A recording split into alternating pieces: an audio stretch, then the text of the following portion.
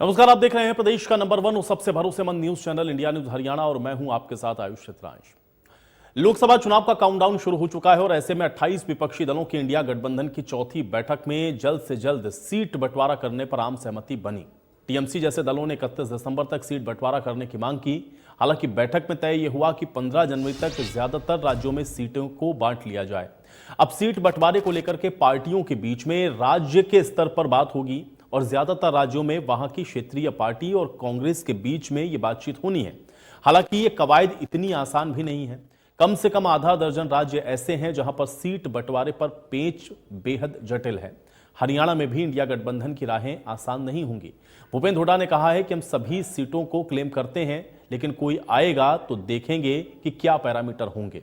वहीं आम आदमी पार्टी ने कहा कि वो लोकसभा और विधानसभा चुनाव के लिए तैयार हैं, लेकिन फैसला शीर्ष नेतृत्व को करना है। वहीं बात अगर इनेलो की करें तो इनेलो ने अभी तक अपनी स्थिति को साफ नहीं किया है। अब सवाल यह है कि हरियाणा में इंडिया गठबंधन का भविष्य क्या है और हरियाणा में क्या एक साथ कांग्रेस और आम आदमी पार्टी आएंगी। इस प्रकार से है। और एक और जो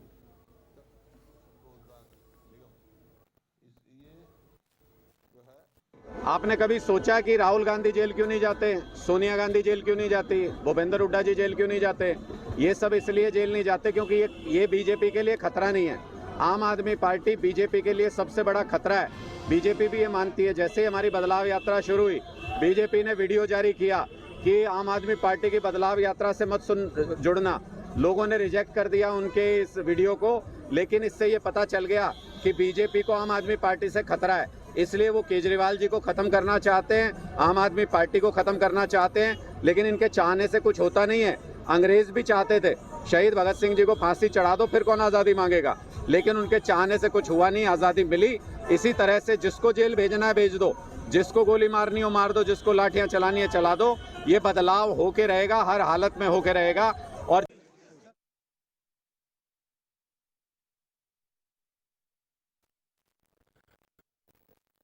तो हरियाणा में इंडिया गठबंधन का भविष्य क्या होगा, ये बड़ा सवाल है। चूंकि इंडिया गठबंधन की जो बैठक हुई है उसमें सीट शेयरिंग ये एक सबसे बड़ा विषय है। और अभी क्या हरियाणा के अंदर जिस तरह की स्थितियां हैं उसमें आम आदमी पार्टी और कांग्रेस एक साथ आएगी, ये भी एक बड़ा सवाल है। चूंकि अभी आप अनुराग ढांडा को सुन रहे थे, जो बात उन्होंने कही वो बेहद दिलचस्प है। उन्होंने कहा कि देखिए, अब आम आदमी पार्टी के जो बड़े नेता हैं उनको तो जेल में डाल दिया जा रहा है, लेकिन अब कांग्रेस के नेताओं का नाम लेते हुए बाकायदा उन्होंने कहा कि देखिए उनको क्यों जेल में नहीं डाला जाता। यानी कि स्थिति एकदम स्पष्ट है कि आम आदमी पार्टी से चूंकि भारतीय जनता पार्टी को खतरा है, कांग्रेस से किसी तरह का कोई खतरा नहीं है और इसलिए उनके नेताओं को टारगेट किया जा रहा है। लेकिन अब पार्टियां 2024 के लोकसभा चुनाव में लगी हुई हैं और अपनी अपनी तैयारियां कर रही हैं। जीत पर जो दावे हैं वो भी खूब किए जा रहे हैं, लेकिन अब इंडिया गठबंधन का जो भविष्य है वो क्या होगा, ये बड़ा सवाल है। और हरियाणा के परिप्रेक्ष्य में भी क्या भविष्य रहेगा इंडिया गठबंधन का, किस तरीके से जो पार्टियां हैं वो लड़ेंगी, क्योंकि ये कहा गया है कि ज्यादातर राज्यों में जो सीट शेयरिंग का फॉर्मूला है वो 15 जनवरी तक तय हो जाएगा। और ऐसे में हरियाणा के अंदर क्या स्थिति रहेगी इसको थोड़ा समझेंगे। और लोकसभा और विधानसभा चुनाव के लिए कितना तैयार हैं ये पार्टियां, ये भी अपने आप में बेहद महत्वपूर्ण है। क्योंकि एक तरफ तो लोकसभा चुनावों के लिहाज से इंडिया गठबंधन बनाया गया है ताकि भारतीय जनता पार्टी की सरकार को रोका जा सके दोबारा से सत्ता में आने से। तो वहीं विधानसभा चुनावों की जब बात आती है तो आप देखते हैं कि यही पार्टियां अपने अपने राज्यों में अलग अलग लड़ती हुई नजर आती हैं। तो अब ऐसे में सवाल यह है कि विधानसभा के चुनाव में राहें अलग और लोकसभा के चुनाव में अगर आप एक साथ हैं तो फिर जनता को कैसे आप अपने पक्ष में कन्विंस करेंगे, ये भी एक बड़ी चुनौती है इंडिया गठबंधन के लिए। और साथ ही साथ सीट शेयरिंग ये एक सबसे बड़ा और सबसे पेचीदा मामला है, क्योंकि ज्यादातर राज्यों में आप देख रहे हैं कि अलग अलग पार्टियों की सरकारें हैं और ऐसे में जिन 28 दलों से मिलकर के इंडिया गठबंधन को बनाया गया है, अब उसमें अलग अलग राज्यों में सीट शेयरिंग के जो फॉर्मूले हैं वो कैसे तय होंगे और एक सर्वमान्य कैंडिडेट क्या होगा, ये सवाल बहुत महत्वपूर्ण है।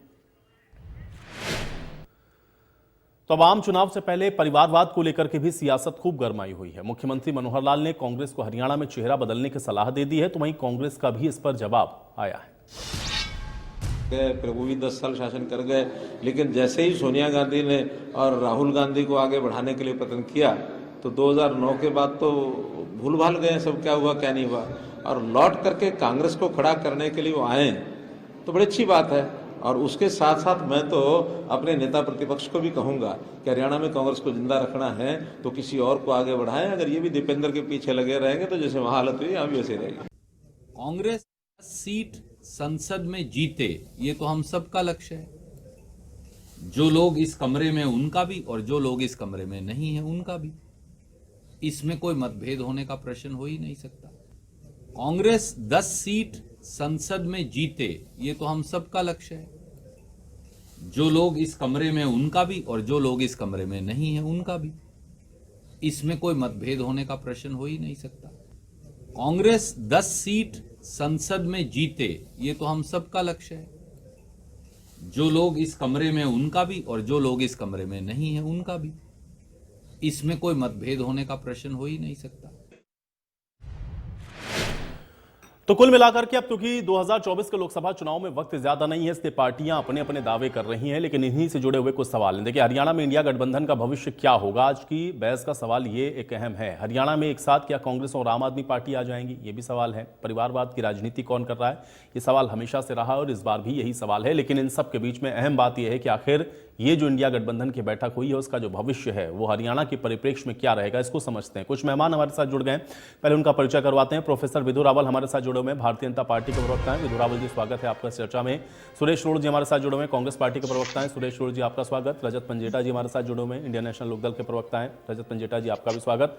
और अनुराधा शर्मा हमारे साथ जुड़े हुए हैं, आम आदमी पार्टी के प्रवक्ता हैं। अनुराधा जी, आपका भी स्वागत है। विधु रावल जी, आपसे चर्चा की शुरुआत करते हैं। एक तरफ तो हम लोगों ने देखा चौथी बैठक इंडिया गठबंधन की, और उसमें सीट शेयरिंग को लेकर के भी कहा गया कि भाई 15 तारीख तक हम लोग ये तय कर लेंगे कि सीट शेयरिंग का फॉर्मूला क्या रहेगा। इंडिया गठबंधन की इस बैठक को कैसे देखते हैं, और हरियाणा में इंडिया गठबंधन के परिप्रेक्ष्य में आपको क्या नजर आ रहा है? आपका रिएक्शन मैं इस पर चाहूंगा। आयुष जी, आपको नमस्कार, और आपके माध्यम से इंडिया न्यूज के सभी दर्शकों को नमस्कार। साथ ही सभी पैनलिस्ट जो हैं विभिन्न पार्टियों से, उनको भी नमस्ते।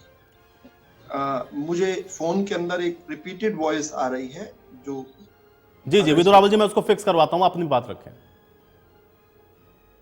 देखिए, कितनी अचरज की बात है कि आज इस सीरियल का चौथा एपिसोड भी हो गया। चौथा एपिसोड इसलिए कह रहा हूं कि ये जो घमंडिया गठबंधन है, जो इंडी गठबंधन है, इसका आज चौथा भाग जो है हो गया। पहला हम जानते हैं पटना में हुआ था, जहां से केजरीवाल बुरी तरह से तमतमाते निकले थे। कहा था कि कांग्रेस के साथ तो संभव ही नहीं है गठबंधन करना। मुंबई में जो अगला एपिसोड हुआ था, उसमें किस प्रकार से हम जानते हैं कि ममता बनर्जी जो है बिल्कुल झिल्लाते हुए निकली थी। बेंगलोर से नीतीश और लालू जो है अंतिम समय तक रुके भी नहीं थे और चले गए थे। और आज दिल्ली में बताया जा रहा है कि अखिलेश यादव जो है, उन्होंने स्पष्ट तौर पर कहा है कि राहुल गांधी जैसे अगर नेता इस गठबंधन में प्रमुखता से रहेंगे तो इस गठबंधन का कोई भविष्य नहीं। जहां राहुल गांधी आते हैं वहां भारतीय जनता पार्टी की सीट्स ऑटोमेटिक बढ़ जाती हैं। ये बात जो है अखिलेश यादव जो है अपने पिताजी के मित्र जो है, स्वर्गवासी पिताजी के मित्र के घर पर उन्होंने कही। और किस प्रकार से आज छन कर खबर आ रही थी, जिसको बाद में जाकर अभी थोड़ी देर पहले आम आदमी पार्टी की राष्ट्रीय जो प्रवक्ता है प्रियंका जी, उन्होंने एक नेशनल टीवी पर उसको कंफर्म किया कि ममता बनर्जी ने प्रस्ताव रखा कि प्रधानमंत्री पद के लिए खड़गे जी का नाम रखा जाए, और साथ साथ जो है उसको केजरीवाल साहब ने उसका समर्थन किया। लेकिन सारे ताश के पत्तों की तरह बिखर गए। कमाल की बात तो यह कि खुद कांग्रेस पार्टी इसके लिए तैयार नहीं। साथ साथ प्रस्ताव ये भी रखा गया कि भाई प्रियंका वाड्रा को वाराणसी से मोदी जी के सामने जो है काशी से चुनाव लड़ाया जाए। उसके लिए भी कांग्रेस पार्टी तैयार नहीं है। बल्कि खबर तो ये चल रही है कि राहुल गांधी जो है वो अमेठी से इस बार चुनाव नहीं लड़ने वाले। तो ऐसी स्थिति में जब एक दूसरे के पावे काटने के लिए ये सभी पार्टियां खड़ी हुई हैं, तो राष्ट्रीय स्तर पर इस गठबंधन का क्या भविष्य है, मैं ये दर्शकों की विवेचना के लिए छोड़ देता हूँ। हरियाणा की बात करें अगर केवल, तो हरियाणा में मैं कई डिबेट्स में कहा, जो इंडियन नेशनल लोकदल के प्रवक्ता कहते रहे कि इस गठबंधन के जनक तो हम इस गठबंधन के पापा हैं, हमने शुरू किए थे इस गठबंधन की बात। लेकिन हैरानी तो तब हुई जब इनको बड़ी बेरुखी से तेरे कूचे से रुखसत हुए वाली स्थिति रखी इनके साथ, और इनको इस डिनर के अंदर घुसने ही नहीं दिया गया, इस गठबंधन में पैर नहीं रखने दिया। और फिर आकर ये एक दूसरे को, आम आदमी पार्टी कांग्रेस को बताती है कि कांग्रेस फेल है, और कांग्रेस बताती है आम आदमी पार्टी के पास पांव रखने तक की जमीन नहीं है। तो अगर केवल और केवल भारतीय जनता पार्टी की बात ना सुनी जाए, विधु रावल की बात ना सुनी जाए, केवल इन्हीं की बातों को अगर विवेचना कर ली जाए, इन्हीं की बातों को अगर जो है वो कहते हैं ना एलसीएम ले लिया जाए, लोएस्ट कॉमन डिनोमिनेटर अगर इनका ले लिया जाए, तो किस प्रकार से ध्यान से समझ आ जाता है कि इन पार्टियों का वास्तव में कोई जमीन नहीं है। ये आपस में ये खुद पार्टियां कंसीड कर चुकी हैं। नहीं ठीक है, और अब इन्हीं केवल पार्टियों मोदी से थोड़ा जी के समझते हैं। मैं सुरेश जी का रुख कर लेता हूं। सुरेश जी, जी, लोकसभा चुनावों के परिप्रेक्ष्य से जो गठबंधन आप लोगों ने बनाया और उसके पहले अभी जिन राज्यों में चुनाव हुए वहां पर यही गठबंधन जिनके साथ आप जिन पार्टियों के साथ बैठे हैं, इनमें से बहुत सारी पार्टियां आपके अगेंस्ट, और जहां आपकी सरकार थी कांग्रेस की, आपके अगेंस्ट कैंपेनिंग हो रही थी। अब कैसे आप जनता को कन्विंस करेंगे कि नहीं भाई लोकसभा में तो हम साथ हैं, ये सीट शेयरिंग हुई, आप हमको वोट दे दीजिए, विधानसभा में जो बात कहा उसको भूल जाइए, कैसे करेंगे ये सुरेश जी? जी एक तो आवाज गूंज रही है मुझे काफी। जी सुरेश जी, मैं उसको फिक्स करवाता हूं, बात रखें आप। और मैं ये आपकी बात को आगे बढ़ा सकता हूँ कि जैसे विधु रावल जी अभी बोल रहे थे और उससे पहले आपने आप पार्टी के किसी साथी का कोई स्टेटमेंट इस पे रन किया। जी जी, मैं बिल्कुल स्पष्ट आपको ये कहना चाहता हूँ कि हमारे जो इंडिया गठबंधन की बैठक हुई उसमें हमारे जो वरिष्ठ नेता हैं कांग्रेस पार्टी के अध्यक्ष रहे माननीय श्री मल्लिकार्जुन खड़गे जी ने स्पष्ट किया है कि हम क्षेत्रीय दलों से जो भी जिस प्रदेश में इफेक्टिव क्षेत्रीय दल कोई है तो कांग्रेस पार्टी के प्रदेश के शीर्ष नेतृत्व से बात करने के बाद ही कोई फैसला लेंगे। इससे मैं समझता हूँ कि सारी बात स्पष्ट हो जाती है। हम हरियाणा से संबंध रखते हैं, आपका चैनल भी हरियाणवी चैनल है। अगर हम हरियाणा प्रदेश की बात करें आयुषी, तो हरियाणा में जो हमारे कांग्रेस पार्टी के शीर्ष नेतृत्व हमारी एआईसीसी यानी अखिल भारतीय कांग्रेस कमेटी को जो राय पेश करेंगे देंगे, उसके अनुसार ही जो इंडिया गठबंधन के क्षेत्रीय दलों का भविष्य जो है वो तय होगा। क्योंकि हमारे यहाँ पर सेंट्रलाइजेशन ऑफ पावर नहीं है, यहाँ पर प्रदेश थोपे नहीं जाते, यहाँ पर डिसेंट्रलाइजेशन ऑफ पावर है। सलाह मशवरा विचार विमर्श करने के बाद फैसले लिए जाते हैं। कार्यकर्ताओं की भावना से प्रदेश नेतृत्व नहीं, लेकिन अगर कार्यकर्ताओं से राय मशवरा आप करते हैं, और सुरेश जी अगर आप लोग ये बार बार कहते हैं और हम लोग तो लगातार सुनते हैं कि आप तो कह रहे हैं कि भाई देखिए कांग्रेस पार्टी हरियाणा में सबसे मजबूत है, आप तो सत्ता में आने की बात कर रहे हैं, अब यहाँ पर सीट शेयरिंग कैसे कर लेंगे आप, या आपका कार्यकर्ता कैसे आप उसको कन्विंस करेंगे? देखिए ये अभी जो हमने लोकसभा के लिए अखिल भारतीय कांग्रेस कमेटी अगर कोई ऐसा फैसला लेती है, इस चैनल पर बैठकर हम किसी भी क्षेत्रीय दल के बारे में कोई ऐसी टिप्पणी नहीं करना चाहते। वैसे तो हरियाणा का जन जन कहता है कि हरियाणा में कांग्रेस सरकार बनाने में खुद सक्षम है, लेकिन अगर लोकसभा के लिए लोकतांत्रिक देश की आप देखिए आयुष सीमा बड़ी आपको एक करनी चाहता हूँ, आज इस देश में चल क्या रहा है राजनीति में, गांधी और नेहरू जी का दिया संविधान है या लोकतंत्र है, उसको खतरा है। एक तो कट्टर विचारधारा है, एक तो दूसरी अहिंसा और सत्य पर चलने वाली एक वो विचार। नहीं रोड साहब, देखिए विचारधारा की लड़ाई है या मुद्दों की लड़ाई है, ये इसके लिए आपको रोड साहब जनता को कन्विंस करना पड़ेगा, और जनता को कन्विंस करने के लिए आपके पास एक फॉर्मूला होना चाहिए। अगर 28 दल एक साथ बैठ रहे हैं और उसमें भी बहुत सारे दल ऐसे हैं जो अलग अलग प्रदेशों के अंदर या तो सरकार चला रहे हैं या वहां की एक बड़ी पार्टी है या लीडर ऑफ ऑपोजिशन की स्थिति में कम से कम है, अब कैसे कन्विंस करेंगे, मैं ये समझना चाह रहा हूं रोड साहब। क्योंकि अभी ये वो पार्टियां हैं, अगर आप आम आदमी पार्टी को ले लें या उत्तर प्रदेश में अगर आप चले जाएंगे वहां कहेंगे वहां समाजवादी पार्टी को ले लें, ये वो पार्टियां हैं जो कि अभी आपके अगेंस्ट कैंपेनिंग कर रही थी, आपकी सरकारों की नाकामियों को गिना रही थी, और अब आप कहेंगे लोकसभा में हमको वोट कर दीजिए भाई, ऐसे कैसे आएगी जनता आपके पास रोड साहब? आयुष जी मैं आपकी बात पे आ जाता हूँ। अभी आदमपुर में बाई इलेक्शन हुआ था, उपचुनाव हुआ था, हम अगर हरियाणा प्रदेश की बात करें जी, और वहां पर आप पार्टी को कितना वोट शेयर मिला था? 2.6 के आसपास। अगर हम हरियाणा की बात करते हैं जी जी, कहने को तो है अपनी क्या बातें कह रहे थे, कह रहे थे कि कांग्रेस के नेताओं को कोई अरेस्ट नहीं कर। अगर आपकी पार्टी में चाहे वो गठबंधन की क्यों ना हो, हमारी पार्टी में क्रिमिनल लोगों को कोई जगह नहीं है। इस चैनल पे हम ये बड़ा स्पष्ट कहते हैं, अगर किसी के पार्टी में किसी नेता पे कोई आरोप है, कानून आपका क्यों दिएगा? हमारे ऑल इंडिया किसान कांग्रेस के एक वरिष्ठ नेता जो हमारे ऑल इंडिया किसान क्या कांग्रेस के फॉर्मूला है, यही तो मैं रोड साहब मैं जानना चाह रहा हूं। देखिए ये तो बात हो गई, देखिए वो अपनी बात कहेंगे, यही तो मैं कह रहा हूं ना रोड साहब, आप अपनी बात कहेंगे, आम आदमी पार्टी अपनी बात कहेगी, इंडियन नेशनल लोकदल अपनी बात कहेगी, और ये सारी पार्टियां अपना अपना अस्तित्व यहां पर कम से कम हरियाणा के अंदर तो देख ही रही हैं। आम आदमी पार्टी तो पूरी तरह से कह रही है हम तैयार हैं, इस बार तो सारी 10 की 10 हम लोकसभा लड़ेंगे, 90 विधानसभा सीटों पर वो देखिए यात्रा भी निकाल रहे हैं। पंजेटा जी भी यही बात कहेंगे। अब आप मुझे बताइए कि एक फॉर्मूला क्या है आपके पास, मैं ये समझना चाह रहा हूं। ये फार्मूला है, मिनिमम एक कोई क्राइटेरिया फिक्स होगा जहां पर हम कट्टरपंथी विचारधारा का मुकाबला करने के लिए, लोकतांत्रिक प्रणाली को मजबूत करने के लिए कोई एक मिनिमम फार्मूला निकलेगा। अच्छा ठीक है, कट्टरपंथी विचारधारा से आप लड़ेंगे, ठीक है, मैं इसका जवाब विदुर रावल जी से लूंगा। ठीक है, मैं पंजेटा जी का रुका। तो पंजेटा जी, एक तरफ तो इंडिया गठबंधन की बैठक है, और इंडिया गठबंधन को लेकर के इंडियन नेशनल लोकदल का क्या स्टैंड है, क्योंकि विदुर रावल जी तो कह रहे हैं आप लोग को तो इन्वाइट तक नहीं किया गया।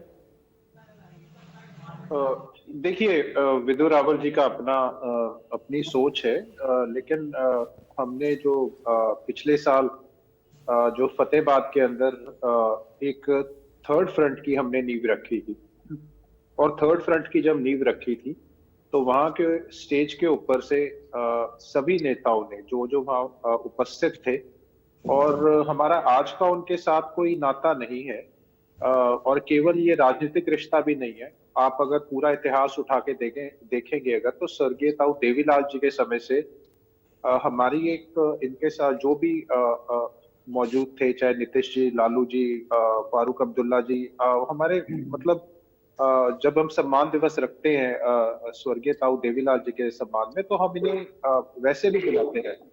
और हमारे अपने अपने एक कहते हैं ना, बियॉन्ड पॉलिटिक्स हमारे रिश्ते हैं, चाहे मुलायम सिंह जी हों, अन्य नेता हों। तो ऐसा कुछ नहीं है कि विदुर रावल जी की सोच अपनी हो सकती है, वो कोशिश करेंगे कि किसी ना किसी तरीके से किसी ना कोई हल्की बात करके हमें छोटा दिखाया जाए। तो लेकिन चौटाला साहब हमेशा कहते हैं कि छोटे मन से कोई बड़ा नहीं होता, और सोच बड़ी रखनी होती है। तो हमने इसकी नींव निश्चित तौर पे रखी थी, सारा देश जानता है, और केसी त्यागी जी ने इसकी पुष्टि भी की थी। आपको पता होगा, हाल ही में पीछे प्रेस क्लब में उन्होंने प्रेस कॉन्फ्रेंस करके इस बात की पुष्टि भी की थी। लेकिन हमसे एक सवाल पूछा गया था चौटाला साहब से, बड़े चौटाला साहब से, कि अगर कांग्रेस पार्टी इसमें आती है, क्योंकि इसका प्रस्ताव नीतीश जी ने भी रखा था कि अगर कांग्रेस पार्टी शामिल होती है तो उस पे आपकी क्या राय है। तो ओम प्रकाश चौटाला जी ने सीधा ये कहा था कि छोटे मन से कोई बड़ा नहीं होता, और हमें कांग्रेस से कोई परहेज नहीं है। सिर्फ इतनी बात हुई थी। हमारी तरफ से, हमारे लिए हमारे घर के दरवाजे हमेशा खुले हैं, कोई भी अपॉर्चुनिटी, कैसी भी संभावना आती है उसके लिए। और हमने तो एक कहते हैं ना, निस्वार्थ होके और बिना किसी शर्त के, क्योंकि हमारा जब एक इंडियन नेशनल लोकदल एक ऐसा दल है, बीच में मैं सॉरी काटना चाहूंगा, यहाँ पे सुरेश रोड जी ने ये कहा कि कांग्रेस डिसाइड करेगी क्षेत्रीय दलों का भविष्य। तो कांग्रेस अगर भविष्य क्षेत्रीय दलों का डिसाइड करेगी, तो कांग्रेस मैं 2-3 उदाहरण दे देता हूँ यहाँ पे। वेस्ट बंगाल का ले लीजिए, उत्तर प्रदेश का ले लीजिए, महाराष्ट्र का ले लीजिए, आप तमिलनाडु का ले लीजिए। तो आप अगर ये सोचते हैं कि कांग्रेस डिसाइड करेगी क्षेत्रीय दलों का भविष्य, ऐसा बिल्कुल नहीं है। तो आप बिना क्षेत्रीय दलों के लड़ने के लिए आप बिल्कुल सक्षम हैं, जैसे हुड्डा साहब बार बार बोलते हैं कि वो सक्षम है, तो आप बिल्कुल सक्षम हैं। बिना क्षेत्रीय दलों के लिए आप अकेले लड़ सकते हैं, आपको कोई यूपीए बनाने की या इंडिया अलायंस बनाने की कोई आवश्यकता नहीं है। ऐसी सोच नहीं रखनी चाहिए, क्योंकि मैं पिछले 2 लोकसभा की आपको हरियाणा में थोड़ी बात लेके जाना चाहूंगा। 2019 के अंदर अगर कांग्रेस इतना कह रही है, तो 2019 में कांग्रेस के लोकसभा में कितने एमपी थे हरियाणा में? 0। उससे पिछला इलेक्शन ले लीजिए आप, 2014 में। 2014 में इंडियन नेशनल लोकदल के कांग्रेस से दुगने तो एमपी थे, और 2.5% वोट शेयर ज्यादा था। तो अगर आप क्षेत्रीय दलों की बात कर रहे हैं, तो एक क्षेत्रीय दल 10 साल लगातार मुख्य विपक्षी दल हरियाणा के अंदर कैसा था अभी हुड्डा साहब से पहले, तो आप इतिहास उठाना चाहे तो अब ताऊ देवीलाल जी के टाइम से उठा के देख लीजिए हमारी पार्टी का। तो हम किसी तो पंजेटा जी, इंडिया अलायंस का या इंडिया अलायंस का क्या पार्ट है इंडियन नेशनल लोकदल? क्योंकि अगर नींव आपने रखी है तो उसको मैं कैसे देखूं हरियाणा के परिप्रेक्ष्य में? क्या आप हिस्सा हैं उसकी, हिस्सेदारी में हैं? आयुष जी, राजनीति के अंदर वो कहते हैं ना कि कब क्या संभावना और परिस्थितियों का खेल है राजनीति। राजनीति में कब क्या हो जाए कुछ नहीं कह सकते। आज मैं कोई टिप्पणी ऐसी कर दूं, लेकिन हाँ, हमारी 10 की 10 लोकसभा की तैयारी है और 90 की 90 विधानसभा पे हमारी पूरी तैयारी है और हम वो लेके चल रहे हैं। अगर बीच में एक बड़े नेता हमारी पार्टी के अगर बीच में कोई फैसला लेते हैं तो हर एक कार्यकर्ता का ये हमारा एक दायित्व बन जाता है और जो फैसला लेगी पार्टी वो सरमत्थे है। हम तो वर्कर हैं, हमने तो निष्ठावान तरीके से पार्टी के लिए काम कर। भविष्य के लिए गुंजाइश रहनी चाहिए और राजनीति में वैसे भी कुछ स्थायी तो होता नहीं। पंजिका जी, मैं अनुराधा जी का रुख करता हूं। अनुराधा जी, अभी हम लोग अनुराग ठाडा जी को सुन रहे थे और आप लोग तो यात्रा भी निकाल रहे हैं, चाहे विधानसभा के परिप्रेक्ष्य में हम लोग देखें या लोकसभा के परिप्रेक्ष्य में। आप लोग तो बिल्कुल कॉन्फिडेंट है कि अगला स्टेट तो हरियाणा होने वाला है। अब उन सब के बीच में लोकसभा चुनाव, इंडिया अलायंस, क्या स्ट्रेटेजी है, कैसे फॉर्मूला सीट शेयरिंग का बनेगा, और जो बात रोड साफ कर रहे थे थोड़ा उस पर भी मैं आपका रिएक्शन चाह रहा हूं। अनुराधा जी। आयुष जी, देखिए, इस देश के अंदर बाबा साहब ने जो संविधान इस देश को चलाने के लिए दिया है वो एक धर्मनिरपेक्ष और सार्वभौमिक संविधान है जो एक लोकतांत्रिक व्यवस्था इस देश को चलाने के लिए देता है। अब इस लोकतांत्रिक व्यवस्था के अंदर मैं याद दिलाना चाहती हूँ भाजपा के प्रवक्ता को कि वो याद करें कि जब अटल जी प्रधानमंत्री बने थे तो किस तरह से इतने सारे पार्टियों को जोड़ के और एक कॉमन मिनिमम एजेंडे पे केंद्र सरकार ने काम किया था। आज अगर इंडिया अलायंस हमारा बना है तो वो अलायंस भी अपना कॉमन मिनिमम एजेंडा तय करेगा। मैं रिपीट करना चाहती हूँ, वैसे तो ये बात अनुराग जी ने भी कही है कि इस संवैधानिक व्यवस्था को बचाने के लिए, इस देश के अंदर जो सत्ता का दुरुपयोग हो रहा है उसको बचाने के लिए, इस देश के अंदर जो धर्मनिरपेक्षता का ध्वस्त किया जा रहा है उसको बचाने के लिए इन सब पार्टियों ने, जिसमें आम आदमी पार्टी भी है, हमने ये इंडिया अलायंस बनाया है। और जब लोकसभा का चुनाव लड़ा जाएगा तो एक एजेंडे के तहत ही लड़ा जाएगा। रहा सीट शेयरिंग की बात, सीट शेयरिंग का जो मुद्दा है उसके लिए कमेटी बना दी गई है, उसके ऊपर विस्तार से चर्चा होगी। और मैं आपको आपके माध्यम से बताना चाहती हूँ, दर्शकों को भी और अपने साथी पैनलिस्ट की बात को जवाब देते हुए कहना चाहती हूँ कि देखिए, क्षेत्रीय दलों के अनुसार, खड़गे जी ने कहा क्षेत्रीय दलों के अनुसार अलग अलग प्रदेश में सीट शेयरिंग के ऊपर बात की जाएगी, लेकिन आम आदमी पार्टी ने सिर्फ 10-11 वर्ष के अंदर एक राष्ट्रीय पार्टी का दर्जा हासिल किया है। हमारा जो वोट शेयर देश के अंदर है उसको देख के ही तो हमें राष्ट्रीय पार्टी का दर्जा मिला है। तो हम अपने संगठन के विस्तार के लिए, अपनी पार्टी के विस्तार के लिए सीटों का दावा भी ना करें, ये कैसे हो सकता है? हम क्यों ना करें? साहब ने तो अनुराधा जी कहा कि अभी आदमपुर के उपचुनाव में तो आपको कितना % वोट मिला था और आपके जो कैंडिडेट थे उनको कितने वोट मिले थे। अब हरियाणा के परिप्रेक्ष्य में ही मैंने आपसे पूछा कि आम आदमी पार्टी को कैसे कांग्रेस पार्टी मान लेगी कि आपको लोकसभा में कोई सीट या विधानसभा की कुछ सीटों पर शेयरिंग हो जाए। मैं आपकी बात का जवाब देती हूँ। आदमपुर का जो चुनाव था, उस आदमपुर के चुनाव में जो परिवारवाद की स्थिति थी वो बिल्कुल सामने स्पष्ट थी। मैं पूछना चाहती हूँ, भाजपा के प्रवक्ता ही बता दें कि इस चुनाव से पहले जब बीजेपी ने वहां पे चुनाव लड़ा है, कुलदीप बिश्नोई के परिवार के अगेंस्ट या भजन लाल जी थे उस समय उनकी क्या स्थिति रहती थी? वो चुनाव पूरी तरह से कुलदीप बिश्नोई के परिवार को लेकर लड़ा गया था और भारतीय जनता पार्टी वहां इतनी मजबूत थी तो कुलदीप के अलावा किसी और भी और परिवार को उतारती ना मैदान में तो पता चल जाता स्थिति क्या है। मैं ये कहना चाहती हूँ कि इतने अहंकार की भाषा बोलने की कोई आवश्यकता नहीं है। ये नहीं, वो बीजेपी ने तो कहा ही नहीं हो, तो रोड साहब ने कहा, उन्होंने कहा कि आप देखिए ना भाई, मैं यही तुमसे पूछ रहा था क्योंकि यहां तो कांग्रेस पार्टी को यह है ना कि भाई हम मजबूत स्थिति में हैं। अब हरियाणा के अंदर फॉर्मूला कैसे तय होगा, मैं इसलिए समझना चाह रहा हूं। विदुर रावल जी ने तो आदमपुर का नाम भी नहीं लिया। आप एक बात बताइए, हमारे प्रदेश अध्यक्ष ने, हमारे उपाध्यक्ष ने, प्रदेश उपाध्यक्ष ने, दोनों ने एक बार बात कही है कि सीट शेयरिंग का जो फार्मूला है, सीट शेयरिंग की जो बात है, वो जो कमेटी बनाई गई है इंडिया गठबंधन की, वो बैठ के तय करेगी। उसको सब फॉलो करेंगे, कांग्रेस भी फॉलो करेगी, हम भी फॉलो करेंगे। जब विधानसभा की बात आएगी तो विधानसभा में अपनी नीतियों को लेकर लोगों के बीच में जाएंगे और जब लोकसभा लड़ेंगे तो अपने एजेंडे को लेके जाएंगे, उस एजेंडे पे लोग वोट करेंगे। ये कोई पहली बार नहीं हो रहा, ये पहले से होता रहा है और ये सब करने के लिए जो स्थितियां तैयार की है, ये भारतीय जनता पार्टी ने तैयार की है। जिस तरह से विपक्ष को खत्म करने की, यही तो मैं जानना चाह रहा हूँ। राधा जी, मुझे बताइए, विधानसभा में किसी एक पार्टी को आप कहेंगे कि ये विफल है, इनकी नीतियां सही नहीं थी, आप इनको वोट करिए, हमें वोट कर दीजिए, लेकिन लोकसभा में अगर ये हमारे साथ आ गए हैं तो हमको भारतीय जनता पार्टी को हराना है, इसलिए हमको वोट कर दीजिए। जनता ऐसे वोट थोड़ी ना अनुराधा जी दे देगी। ऐसा नहीं है, बाकायदा एक एजेंडा होगा, उस एजेंडे को लेके जाएंगे ना। तो जनता ये नहीं पूछेगी कि जिनको खराब बता रहे थे उनको आपने अपने साथ क्यों रखा है फिर?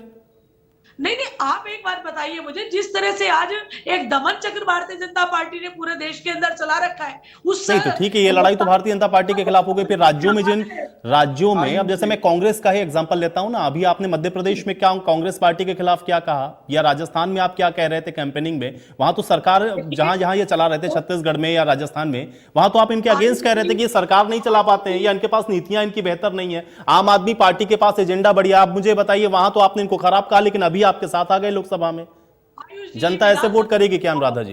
विधानसभा के चुनाव आने के बाद में ये सारी चीजें होंगी। अभी लोकसभा के लिए तो मैं बार बार आपको कह रही हूँ कि एक एजेंडा तय होगा, उस एजेंडे पे चुनाव लड़ा जाएगा। जब विधानसभा की बात आएगी तो विधानसभा में अपनी बात रखेंगे ना लोगों के सामने। आप मुझे बताइए, हरियाणा के अंदर, अरे अभी विधानसभा के चुनाव बीते हैं, मैं उसकी बात कर रहा हूँ, वहां तो आपने इनके अगेंस्ट बोला।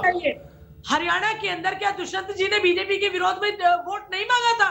तो पोस्ट अलायंस किया, वो तो अभी फिर जाएंगे ना चुनावों में। अनुराधा जी, मैं यही तो जानना चाह रहा हूं ना, मैं ये कह रहा हूं कि वो तो अभी चुनाव में जाएंगे, वो तो जनता तय करेगी। लेकिन अभी जो चुनाव बीता है जिसमें आपने अगेंस्ट बोला, अब आप कह रहे हैं साथ में हमारा ये कॉमन मिनिमम प्रोग्राम है, साहब हमको वोट कर दीजिए। जनता कैसे कन्विंस हो जाएगी अनुराधा जी? जनता कन्विंस होगी, क्योंकि जनता हर स्थिति को समझती है। आप बताइए, राजस्थान में क्या दुष्यंत जी नहीं लड़े भाजपा के विरोध में? क्या उन्होंने अलग से कैंडिडेट नहीं उतारे? ये सारी चीजें नीतिगत तरीके से तय होंगी और तय होने के बाद में आपके सामने आएंगी, जनता के सामने रखी जाएंगी। चलिए, ये पहली बार तो नहीं हो रहा। नहीं, बिल्कुल पहली बार नहीं हो रहा, लेकिन मैं ये तो समझना चाह रहा था ना, आपका प्रोग्राम है क्या भाई, कैसे कन्विंस करेंगे? विदुर रावल जी जवाब दीजिए। ठीक है, नहीं, हम लोग इंतजार कर लेते हैं, अब 24 में वक्त तो नहीं है अनुराधा जी ज्यादा, हम लोग देखते हैं। 15 जनवरी तक आपने ही बताया है कि इंतजार तो करना पड़ेगा ना सारी चीजें सामने आने के लिए। जी विदुर रावल जी, आपका प्रयास के लिए मैं जो है दाद दूंगा आयुष जी। आपने बहुत प्रयास किया उस उत्तर को लेने के लिए जिसका उत्तर सारी जनता जानती है। और बड़ी बात क्या है, ये कह रहे हैं कर लेंगे ना, अभी जल्दी क्या है। 6 महीने से ये आपस में बैठ रहे हैं चाय बिस्कुट मीटिंग पर। और इनकी मीटिंग कैसी है, देखिए, जून से शुरू हुआ था इनका काफिला। मैंने बताया, पटना से जब मुंबई तक पहुंचे, मुंबई से बेंगलुरु में पहुंचे, बेंगलुरु से दिल्ली में पहुंचे, तो मर्ज बढ़ता गया जो दवा की। किस प्रकार से ये जितनी बैठकें होती हैं उतना ही ज्यादा विघटन की खबरें आती हैं। और आज तो हद ये हो गई जब खुद आकर अखिलेश यादव जी की पार्टी के एक बड़े वरिष्ठ सदस्य ने बाहर आकर कहा, ये मीटिंग जो होती हैं ये आओ, खाओ, फोटो खिंचवाओ और जाओ, यहीं तक होती है। 4 एपिसोड हो चुके, 4 मीटिंग हो चुकी, 6 महीने बीत गए, करते करते 4 महीने रह गए चुनाव को होते हुए। अब तक ये केवल और केवल जो है वहां खाने जाते हैं, बिस्कुट चाय बिस्कुट करके आ जाते हैं बाहर। ना तो अब तक कोई एजेंडा बन पाया, ना अब तक कोई नेतृत्व की बात आ पाई, ना अब तक कोई सीट शेयरिंग का फॉर्मूला आया। लेकिन बड़ी बात क्या है, मैं फिर से आपको इस बात पर कह रहा हूं, मैंने जहां से शुरू की थी बात, केवल आज की डिबेट को एविडेंस बना लीजिए, आगे पीछे की बात पर मत ध्यान दीजिए, इन्हीं की बात पर दीजिए। किस प्रकार से अनुराधा जी कांग्रेस को बता रही हैं कि कांग्रेस का कितना बुरा हाल है, गिरता गिराफ है। उससे पहले रजत पंजेटा जी अनुराधा जी को बता रहे थे कि आदमपुर में क्या हुआ। माफी चाहूंगा, सुरेश रोड जी बता रहे थे, और सुरेश रोड जी ये भी बता रहे थे रजत पंजेटा जी को कि उनकी मात्र 1 सीट है हरियाणा में और एमपी का तो खा भी भूल जाइए। तो केवल इनकी बात को यकीन कर लीजिए, बस एक दूसरे के बारे में जो ओपिनियन रखते हैं इसी ओपिनियन को सच मान लीजिए। और यही मेरा ओपिनियन भी है और वो देश की जनता का है। इसलिए जब बार बार आप जनता का नाम लेकर सवाल पूछ रहे थे कि जनता कैसे विश्वास करेगी, अनुराधा जी मेरी बहन बार बार भारतीय जनता पार्टी की बात कर रही थी। बिल्कुल ठीक है, ये अहंकार नहीं है अनुराधा जी, ये जो जनता का, जिस प्रकार से मनोहर लाल जी ने गरीब के लिए काम किया है ना, जिस प्रकार मोदी जी ने गरीब के लिए, गरीब के चेहरे पर मुस्कान लेकर आए ना, ये उस जनता का भरपूर आशीर्वाद है। आप भी जब जाते हैं ना और जब सामने से जवाब मिलता है कि आएगा तो मोदी जी और वोट तो देंगे मनोहर लाल को ही, तो उस समय आपके जो हौसले पस्त होते हैं ना, तो इसको आप भारतीय जनता पार्टी और भारत की जनता के बीच का अंतर आप भी भूल चुकी हैं, ये बात स्पष्ट है। लेकिन बात क्या है कि यहाँ पर विचारधारा की बात कर रहे हैं जो आज तक अपना प्रोग्राम नहीं बना पाए। देखिए, आम आदमी पार्टी तो कह रहे हैं, रोड साहब ने कहा कि तो कट्टरपंथ के खिलाफ हम लोग लड़ रहे हैं, अब आपको तो कट्टरपंथ की विचारधारा बता दिया भाई। कट्टरपंथ अलग अलग तरह का है ना आयुष जी। जब आम आदमी पार्टी बनी थी तो इनके जो टॉप के 10 नेता थे वो उनके अनुसार कट्टरपंथ क्या था, वो तो भ्रष्टाचार के खिलाफ लड़ने के लिए खड़े हुए थे। इसका तो जन्म ही इसलिए हुआ था। और किस प्रकार से इंडियन नेशनल लोकदल में ताऊ देवीलाल जी जब छोड़कर आए थे तो उन्होंने कहा था मेरी 7 पुश्तों तक कोई कांग्रेस को छुएगा भी नहीं। लेकिन बड़ी बात क्या है, इंडियन नेशनल लोकदल की स्थिति बहुत दिलचस्प है। इसलिए दिलचस्प है कि इनको कोई घुसने नहीं दे रहा, लेकिन फिर भी ये आमादा है अपनी किस प्रकार से और दुर्गति हो उस पर खड़े होने के लिए। इसके लिए एक शायर ने बहुत अच्छे से कहा है, और सुरेश जी हंसकर जो है मेरा समर्थन भी कर रहे हैं इस बात को, कि आपसे तुम से तू हो जाना बड़ी तकलीफ देता है यूं बेआबरू हो जाना। किस प्रकार से जिसकी आपने दुखती रग पर हाथ रख दिया आयुष जी की, जब आपने कहा कि जिसकी नींव रखने की आप बात कह रहे थे, वो नींव रख के उन्होंने जैसे कैसी टूटी फूटी बिल्डिंग तो बना ली, लेकिन उस बिल्डिंग में एंट्री बैन कर दी भाई आपकी। बड़ी बात तो यह, लेकिन आप किस हद तक जा सकते हैं? कल तक तो कह रहे थे कांग्रेस की वजह से चौटाला साहब, बड़े चौटाला साहब को जेल हुई, आज बिल्कुल मरे जा रहे हैं किस प्रकार से। और बात इन्होंने अपने मुंह से कह दी, मैं फिर से इनकी बातों पर फूल चढ़ाता हूं। इन्होंने कहा भाजपा है कारण असल में। जिस प्रकार से भाजपा के सुशासन ने, भाजपा की भ्रष्टाचार विरोधी, जातिवाद और क्षेत्रवाद विरोधी राजनीति ने और गरीब कल्याण ने जिस प्रकार से इनकी जमीन इनके पैरों से निकाल दी है, ये इनको मजबूर कर रही है कि कुछ ना कुछ कर बचना है तो इकट्ठे हो जाओ। ठीक है, लेकिन रावल साहब, विदु रावल जी, देखिए भाई, राजनीति में संभावनाएं तो हमेशा रहती ही ना। ऐसा तो नहीं है कि जिनके अगेंस्ट आप लोग लड़े हो या आप उनके साथ गठबंधन में ना रहे हो, और मौजूदा सरकार में भी हम लोग देख ही रहे हैं ना, कैंपेनिंग तो अगेंस्ट थे, अब आप लोगों ने पोस्ट अलायंस किया, सरकार तो चला ही रहे हैं, तो ये परिस्थिति तो बनती है, लेकिन हम लोग ये जनता पे छोड़ देते हैं। मैं आता हूं अनुराधा जी, एक सेकंड, मैं रोड साहब के पास जा रहा हूं। रोड साहब, मैं फिर से वही जानना चाह रहा हूं, रोड मैप जरा थोड़ा सा समझाइए ना, क्योंकि एक दूसरे के खिलाफ या अगेंस्ट अगर आप लोग बोल रहे हैं तो ये कैसे आप लोग एक कॉमन मिनिमम प्रोग्राम बनाएंगे? अनुराधा जी एक सेकंड, सुरेश आयुष जी, मैं हाथ इसलिए रहा था कि सुरेश जी, अनुराधा जी, यहाँ गठबंधन डिबेट को खराब करने के, ठीक है, एक सेकंड विदु रावल जी, एक सेकंड। हाँ जी, मैंने कहा विदु रावल जी का आईएनएलडी के प्रति जो प्रेम उठ रहा है, मैं बताना ये भी चाहता हूँ कि एक जमाना था कि आईएनएलडी के साथ प्रेम करता हूँ साहब, बीजेपी ने सरकार में सत्ता सुख होगा, और जब तक जब आज के प्रधानमंत्री बीजेपी के प्रधानमंत्री हुआ करते थे और के सुप्रीम कोर्ट पर हरियाणा के मंत्री हुआ करते थे। अरे जिसको आपने गले लगाया, अगर वो आज हमारी पार्टी। लेकिन रोड साहब मुझे बताइए, देखिए आज का ही स्टेटमेंट है, भूपेंद्र हुड्डा कह रहे हैं कि हमारा तो भाई 10 की 10 सीटों का क्लेम है, अनुराधा जी भी कह रही है हमारा 10 का 10 सीटों का क्लेम है। जब सबके 10 के 10 सीटों के क्लेम है, तो मुझे बताइए कौन सी सीट छोड़ने वाले हैं भाई एक दूसरे के लिए, या कितनी सीट छोड़ने वाले हैं, ये बताइए मुझे। मैं लोकसभा के ही परिप्रेक्ष्य में बोल रहा हूं। भूपेंद्र हुड्डा ने आज ही कहा प्रेस कॉन्फ्रेंस में कि हम 10 की 10 पर क्लेम कर रहे हैं। 10 की 10 अगर कांग्रेस लड़ेगी और 10 की 10 जो है आम आदमी पार्टी भी लड़ लेगी, तो ये आम आदमी पार्टी वाले मैं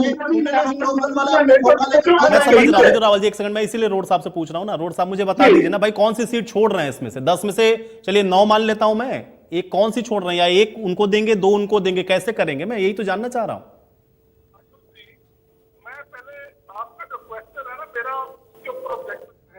आपने एक तरफ तो बीजेपी की प्रवक्ता के बयान को हमारे एक वरिष्ठ नेता माननीय नेता प्रतिपक्ष जो चौधरी भूपेंद्र सिंह जी हुड्डा के बयान से कंपेयर किया है। अरे साहब, आज की उनकी प्रेस कॉन्फ्रेंस लेते सुरेश जी, भूपेंद्र हुड्डा ने कहा ये आज की प्रेस कॉन्फ्रेंस लेते, सॉरी, आप पार्टी की प्रवक्ता के उनके बयान को आप कंपेयर नहीं कर सकते। और जो चौधरी भूपेंद्र, ठीक है, अनुराग ढांडा जी के बयान को कंपेयर कर लेते हैं हम लोग, अशोक तंवर के बयान को कंपेयर कर लेते हैं। भाई नेता तो है ना आम आदमी पार्टी के ये सब, सुशील गुप्ता जी के बयान को कर लेते हैं। भाई सब तो कह रहे हैं हम 10 की 10 सीटों पर तैयार हैं, सबके दावे हैं भाई।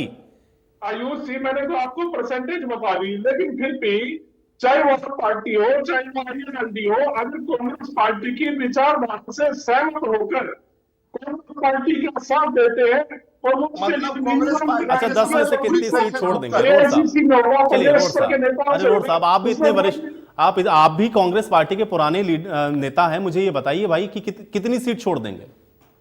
नहीं, सीट के ऊपर अभी तय होना है, सीट पे अभी तय होना है, हम कोई अच्छी बात नहीं करेंगे, लेकिन कांग्रेस पार्टी ईमानदारी से कुछ तो बता दीजिए रोड साहब, 10 में से कितनी है? अच्छा 10 में से आम आदमी पार्टी को कितनी सीट दे देंगे? आयुष जी, मैं आपको स्पष्ट करना चाहता हूँ, ये वो कांग्रेस पार्टी है जिसने आरएसएस के लोगों को भी उस समय सत्ता का आयुष जी ये इधर विषय को भटका रहे हैं केवल, और मुझे इन्होंने कट शॉर्ट कर दिया, मेरा जवाब बीच में से काट दिया। अच्छा चलिए, विदु रावल जी की बात को भी छोड़ दीजिए, पंजेटा जी ने कहा कि आप बताइए भाई आपकी कितनी लोकसभा में सीटें रही हैं इसके पहले, 14 का भी एग्जाम्पल दिया, 19 का भी एग्जाम्पल दिया, और कितना वोट परसेंटेज था आपका, और आप कह रहे हैं कि आप क्षेत्रीय दलों का भविष्य तय करेंगे। बताइए आप कैसे तय करेंगे क्षेत्रीय दलों का भविष्य? आयुष जी देखिए, सीटों पे अभी जल्दी हो जाएगी, और मैं एक बात और कहना चाह रहा था आपको, 10-20 साल कर लेना सीटों पर भी। आपने जो स्टेटमेंट सुनाया था, अरे पंजाब में तो आप पार्टी की सरकार है, हमारे किसान कांग्रेस के अध्यक्ष जो है श्री सुखबीर खारा जी, और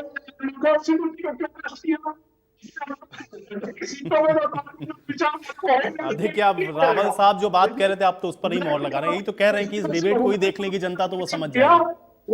ठीक है पंजेटा जी, अभी मैं पंजेटा जी जिस चीज को, जिस पौधे को आप लोग लगा रहे थे भाई, उसी में आपको अपना अस्तित्व तलाशना पड़ रहा है इंडियन नेशनल लोकदल को। देखिए आयुष जी, अगर आप विदु रावल जी को और मुस्कुराते हुए देखना चाहते हैं तो विदु रावल जी चाहेंगे कि हम आपस में लड़ते रहें और सब अलग अलग चुनाव लड़े, और ये अपने सारे घटक दलों के साथ मिलके, ये तो इकट्ठे चुनाव, हम अलग अलग चुनाव लड़े, और ताकि इनको फायदा हो। और जहां तक बात हमारी है, हम देखिए हमारा जब भाजपा के साथ भी था तो हमारे पास थी 5, भाजपा के पास थी, तो हमारी परफॉर्मेंस तो ऐसी है, जो भी हमारे साथ अलायंस करेगा उसको 100% गारंटी की है ये कि 10 की 10 सीटें उसकी आएंगी, कि चाहे हमारा पिछला परफॉर्मेंस भी हो, और सब जानते हैं कि इंडियन नेशनल लोकदल में वो दम है कि वो एक और एक 2 नहीं, 1 और 1 11 करने का काम कर सकती है। रही बात, 2 बातें मुख्य तौर पे मैं उठाना चाहूंगा कि रोड साहब ने कहा कि कांग्रेस की विचारधारा से जो मेल खाते हैं, यहाँ बात इंडिया अलायंस की है। आप अपनी विचारधारा थोड़े समय के लिए अपने पास साइड में रखिए, यहाँ सिर्फ भाजपा के साथ लड़ने के लिए वोट डिवाइड, विचारधारा साइड में रखिए, देश हित में एक विचारधारा होनी चाहिए, रखिए केवल विचारधारा तो देश हो जाएगी। विदु जी क्या बीजेपी की विचारधारा से सब सहमत है क्या? आप तो अनुराधा जी, आपको थी सहमत अब तक, आपका भाजपा में आपका विकास जो हुआ है, लालन पालन भाजपा में हुआ, आप सहमत रहिए आज तक। आपसी मनोमुटाव छोड़कर देश हित के अंदर सभी जो दल हैं, यही तो मैं पंजेटा जी जानना चाह रहा हूं। देखिए आपने तो कह दिया, आप तो चर्चा में शुरुआत में भी कहा कि भाई देखिए संभावनाएं हैं, इसलिए मैं ऐसा कोई स्टेटमेंट नहीं दे रहा हूं, लेकिन हम लोग भूपेंद्र हुड्डा की बात अभी कर रहे हैं तो उन्होंने कहा हमारा तो क्लेम है 10 की 10 सीटों का, हम देखेंगे कि फिर क्या होता है, तो कैसे इसका रोड मैप तय होगा, यही तो मैं समझना चाह रहा हूं। और अगर इंडियन नेशनल लोकदल भी उसका हिस्सा है तो फिर भाई मैं ये भी मान के चलता हूं कि उस 10 में से फिर आपके पास कितनी है, फिर या कांग्रेस के पास कितनी होंगी, आम आदमी पार्टी के पास कितनी होंगी। आयुष जी देखिए, अगर आप भूपेंद्र हुड्डा जी का नाम लेके बात कर रहे हैं तो भूपेंद्र हुड्डा जी तो वो ही करेंगे जो विदु रावल जी की पार्टी चाहेगी। जो अगर विदु रावल जी की पार्टी चाहेगी वो तो उनके साथ गठबंधन तो नहीं करेंगे ना। आप ये बता दीजिए, भूपेंद्र हुड्डा के साथ गठबंधन नहीं करेंगे क्योंकि वो विदु रावल की पार्टी वाला काम करने वाले हैं। देखिए हम भूपेंद्र हुड्डा नहीं, कांग्रेस के बारे में बात करते हैं। हमने जब भी कोई बयान दिया के साथ कोई मंच तो नहीं शेयर करेंगे ना आप। हमने भूपेंद्र हुड्डा के बारे में बयान नहीं दिया, हमने जब भी कहा कांग्रेस पार्टी कर रहे हैं। नहीं Rawat ji this is like too clever by half. आप तो चाहेंगे ही कि हम आपस में अलग अलग लड़ें, और ठीक है पंजेटा जी, तो आप लोग तो एक हो जाइए ना। मैं यही तो समझना चाह रहा हूं कि भाई जब इतना अलग अलग तरीके की बातें आप लोगों के पास में हैं तो एक कैसे होंगे। देखिए आयुष जी, हम आज भी भाई जिनसे आपका मुकाबला है वो तो ये चाहेंगे, लेकिन आप तो एक होइए, कहां हो पा रहे हैं। आयुष जी मैं आपको एक बात बताता हूं, हम आज भी सक्षम हैं थर्ड फ्रंट बनाने के लिए। सभी वो नेताओं के साथ, सभी क्षेत्रीय दलों के साथ हम आज भी सक्षम हैं, लेकिन हम ऐसा कोई काम नहीं करना चाहते जो कांग्रेस की नासमझी की वजह से भाजपा को फायदा पहुंचे। हम आज भी सक्षम है, मैं चैनल के ऊपर बोल रहा हूँ। समझ कांग्रेस देखिए ये कुछ लोग चलिए मैं अनुराधा जी से एक रिएक्शन ले लेता हूँ। अनुराधा जी आयुष जी, मैं विदु भाई को याद दिलाना चाहती हूँ, अभी वो बड़े चटकारे लेके कमेंट्स कर रहे थे जब अटल जी प्रधानमंत्री थे ना, तो रोज तीसरे दिन जयललिता जी और यही अटल जी ने कहा था ऐसी सत्ता को चिमटे से भी छूना पसंद नहीं करूंगा। अटल जी ने कहा था ऐसी सत्ता को चिमटे से भी छूना पसंद नहीं करूंगा।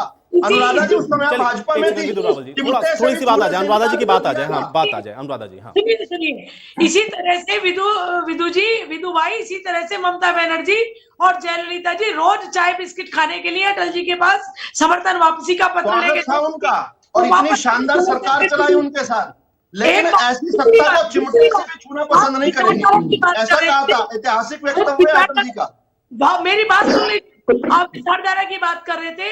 योगी जी ने जिस व्यक्ति को पाकिस्तान का एजेंट कहा, उसी के पुत्र को आप तो डाइग्रेस कर रही हैं, आप डिबेट से बाहर निकल रही हैं। चलिए, अब आप लोग के आरोप प्रत्यारोप के बीच में देखिए, इसी जगह पे मुझे चर्चा को समाप्त करने के लिए कहा जा रहा है। बहुत शुक्रिया आप लोग का समय निकालने के लिए, उस चर्चा का हिस्सा बनने के लिए। तो हालांकि अब आप देख रहे हैं कि एक तरफ तो गठबंधन की बात है, इंडिया अलायंस है, अब कॉमन मिनिमम प्रोग्राम क्या होगा, सीट शेयरिंग का फॉर्मूला क्या होगा, और उससे भी महत्वपूर्ण यह है कि जनता को कैसे कन्विंस करेंगे इन मुद्दों के आधार पर, यह सबसे महत्वपूर्ण है। आज बड़ी बहस में मेरे साथ फिलहाल इतना है।